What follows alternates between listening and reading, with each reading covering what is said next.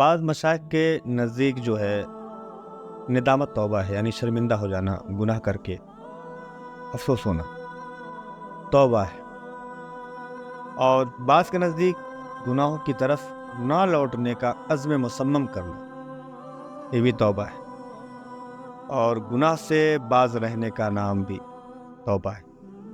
مذکورہ تینوں باتوں کے مجموعے کا نام توبہ ہے، اور یہی سچی توبہ کہلاتی ہے۔ آج کے اس دور میں توبہ یہ نہیں ہوتی کہ گاؤں میں میت ہو جائے اور جس دن میت ہو اس دن پورے گاؤں میں ٹی وی، گانے، میوزک یہ سب بند رہے۔ لوگ بند رکھتے بھی ہیں عموماً، اور جب وہ میت دفن ہو جاتی ہے 2 دن گزرتا ہے تو پھر لوگ اپنے پرانے ڈھرے پہ واپس آ جاتے ہیں۔ رکے تو گناہ سے وہ بھی تھے ایک دن کے لیے، مگر وہ توبہ نہیں تھی۔ توبہ وہی ہے کہ پھر دوبارہ وہ گناہ نہ ہو۔ راہ چلتے ہوئے ایکسیڈنٹ ہو جاتا ہے، اور گاڑیاں جو چلتی ہوئی رکتی ہیں ساتھ میں ایکسیڈنٹ والی گاڑیوں کے ساتھ، وہ لوگ رک کر کے بھی اپنے گاڑیوں کے ٹیپ میوزک سسٹم کو بند کر دیتے ہیں کچھ دیر کے لیے، پھر 1-2 کلومیٹر آگے بڑھتے ہیں، کچھ دور جاتے ہیں تو پھر وہ ریکارڈنگ کو، وہ ٹیپ کو آن کر دیتے ہیں۔ تو جتنی دیر یہ رکے تھے یہ توبہ نہیں تھی۔ گناہ سے تو رکے تھے مگر یہ توبہ نہیں تھی۔ توبہ توبہ توبہ کہنے سے توبہ نہیں ہوتی۔ گناہ نہ کرنے کا پکا ارادہ ہو تو انسان یہ مکمل توبہ کرنے والا شخص مانا جائے گا۔ پچھلے زمانے پہلے کے دور میں جب کسی سے گناہ ہوتا تھا تو گناہ پہ ندامت بہت زیادہ ہوتی تھی، بہت زیادہ افسوس، گریہ وغیرہ کرتے تھے، کر کے اس پہ معافی چاہتے تھے۔ جیسے ایک حضور علیہ السلام کی بارگاہ میں ایک عورت آئی اور اس نے آ کر کے حضور سے عرض کیا، وہ عورت جو ہے زنا سے حاملہ تھی، اور کہنے لگی کہ یا رسول اللہ صلی اللہ تعالی علیہ وسلم مجھ پر حد قائم فرما دیں، نہیں مجھے سزا دیں، مجھ سے گناہ ہو گیا ہے۔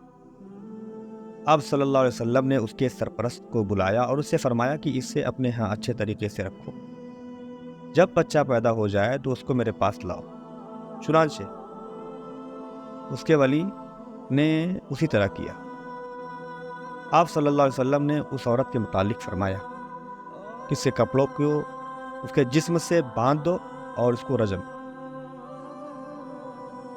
جب اس عورت کو سزا دی گئی، رجم کر دی گئی، پھر آپ صلی اللہ علیہ وسلم نے اس کی نماز جنازہ پڑھی۔ نماز جنازہ پڑھی، پھر حضرت فاروق اعظم رضی اللہ تعالیٰ عنہ نے حضور کی خدمت میں عرض کی کہ یا رسول اللہ صلی اللہ تعالیٰ علیہ وسلم اس نے زنا کیا، پھر بھی آپ نے اس کی نماز جنازہ پڑھی۔ آپ نے ارشاد فرمایا کہ اس نے ایسی توبہ کی ہے کہ اگر وہ مدینہ شریف کے 70 آدمیوں پہ تقسیم کی جائے تو ان کی بخشش کے لیے کفایت کرے۔ کیا اس سے بڑھ کر کوئی بات ہے کہ اس نے اللہ عز و جل کی خاطر اس نے اپنی جان ہی قربان کر دی؟ تو توبہ یہ بھی دیکھیے کس طرح کی توبہ ہے کہ گناہ ہو گیا، افسوس اس قدر بڑھا کہ جان کی بھی پرواہ نہیں کی، اور بارگاہ حضور میں حاضر ہو کر اپنے گناہ کا اقرار کیا۔ اقرار ہی نہیں بلکہ کہا کہ مجھے سزا بھی دی جائے۔ یہ کیوں تھا؟ یہ محض اس لیے تھا کہ اگر دنیا میں سزا مل جاتی ہے، پیارے آقا علیہ الصلوۃ والسلام کے سامنے مل جاتی ہے، تو میں آخرت کی پکڑ سے بچ جاؤں گی۔ ایک چیز یہ ہو، اور آج کے دور میں اب دیکھیے اس کے برعکس معاملہ ہو چکا ہے۔ طبقہ کوئی بھی ہو، جوانوں کا ہو چاہے بوڑھوں کا ہو، گناہ کے بعد افسوس تو بہت دور کی بات، توبہ کرنا بہت دور کی بات، نہیں ہوتا، مشکل ہے۔ ہم جب کا حال یہ ہے ہم لوگ کہ گناہ ہو بھی جاتا ہے، اس کے بعد بھی ہم ہنستے اور مسکراتے اور کہے لگاتے ہیں، اور بڑے فخر سے اس بات کا ہم اظہار کرتے ہیں کہ میں نے یہ کیا، میں نے وہ کیا۔ نوجوانوں کا حال بھی دیکھ لیں، وہ بڑے فخریہ انداز میں بیان کرتے ہیں کہ میرے پاس اتنی گرل فرینڈ ہے، سنگل فرینڈ ہے. یہ فخر کا انداز ان کا ہوتا ہے. اور گناہ کتنا بڑا کر رہے ہیں؟ بہت بڑا، اتنا بڑا گناہ ہے کہ ان کی آخرت کو برباد کرنے کے لیے کافی ہو جائے، مگر انہیں بھی افسوس تھوڑی نہ ہوتا ہے. وہ فخریہ انداز میں اس کو بیان کرتے ہیں، اور اپنے دوستوں میں عزت طلبی کا وہ کا معاملہ ہوتا ہے. تو ایک قوم یہ بھی ہے، اور ایک قوم وہ تھی جو گناہ ہو جانے کے بعد اپنے آپ کو جو ہے سزا کے لیے تیار رکھ. بہت سی ایسی باتیں ملتی ہیں کہ گناہ کے بعد کوئی ایسی نافرمانی ہو جاتی تھی تو توبہ پھر وہ روزہ رکھتے تھے، روزہ رکھ کر کے اللہ تعالیٰ کی بارگاہ میں معافی مانگتے تھے. اور آج کیا ہے؟ کچھ نہیں. گناہ بھی ہو رہا ہے، فخریہ انداز میں بیان بھی کر. گناہ کے جو نقصانات ہیں آخرت میں وہ تو ہے، وہ تو ملیں گے، مگر طبی اعتبار سے اگر غور کریں گے تو یہ گناہ انسان کو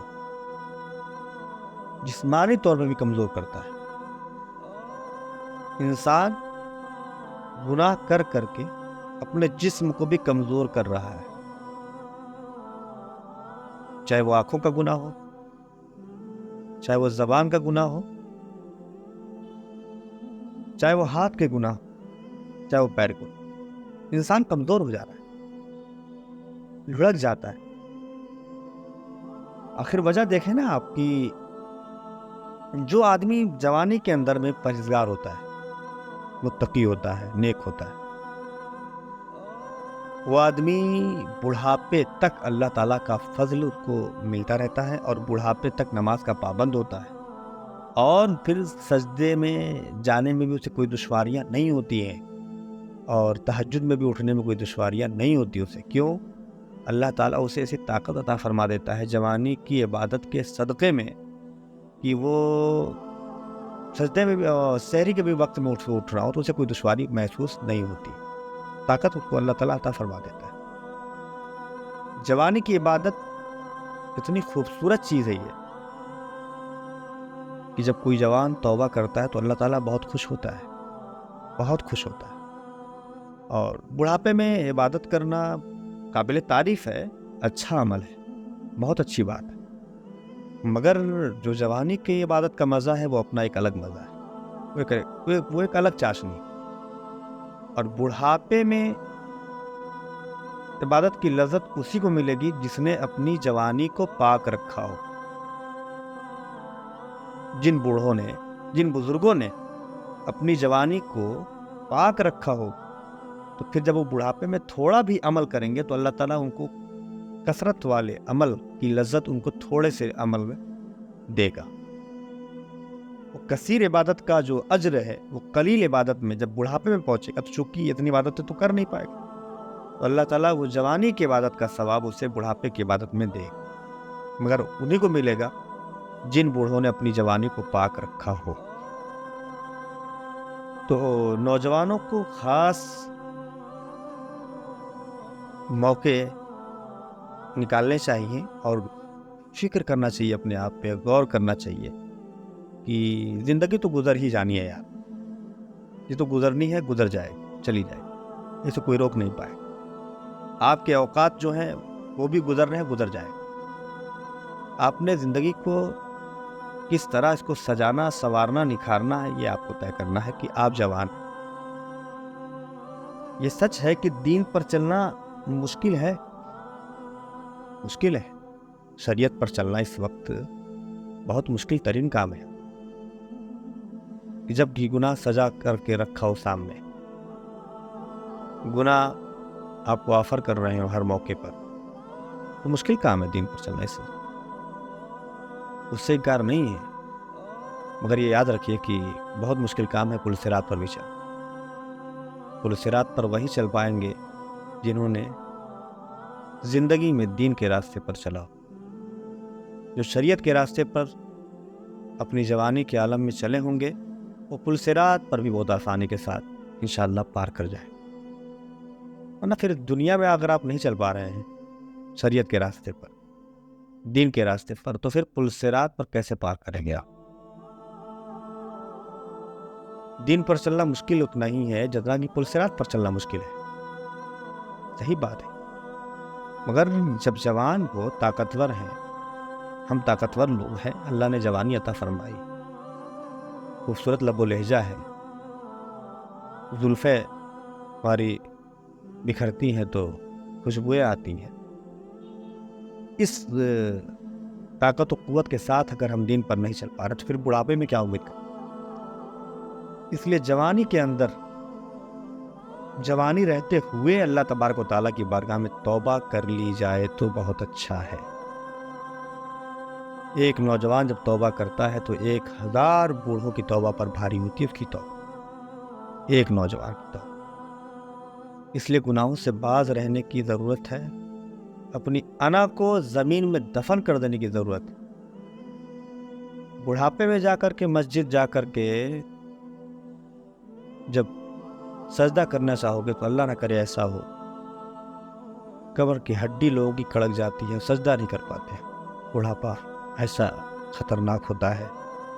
اور جنہوں نے اپنی زندگی کو سجدوں میں، عبادتوں میں جوانی کو گزارا ہوگا، اللہ تعالیٰ اس سے اپنا فضل عطا فرمائے گا اور خوشی کے ساتھ، محبت کے ساتھ وہ اللہ تعالیٰ کی عبادت بھی کرے گا، مست رہے گا انشاءاللہ. اللہ تعالیٰ ہم سب کو نیک راستے پر، صحیح راستے پر چلنے کی توفیق عطا فرمائے.